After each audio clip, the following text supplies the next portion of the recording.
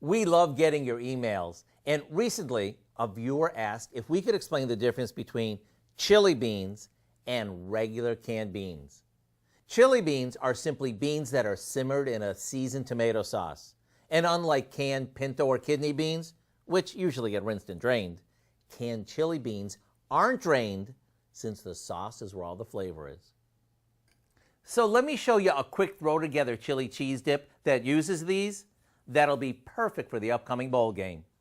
We start by mixing some cream cheese with a bit of salsa and spread that into a pie plate. And we'll cover with some shredded cheddar. On top of that goes a can of chili beans. Yep, with the juice and all. This will give our dish lots of flavor. A little more cheese goes on top and into the oven it goes. Once it comes out, top it with some sliced black olives and scallions, and it's time to grab a handful of tortilla chips and dig in. To get this easy game day or any day favorite, all you have to do is go online and look for Champion Chili Cheese Dip. Between the saucy chili beans and the gooiness of the cream and cheddar cheese, you can't miss.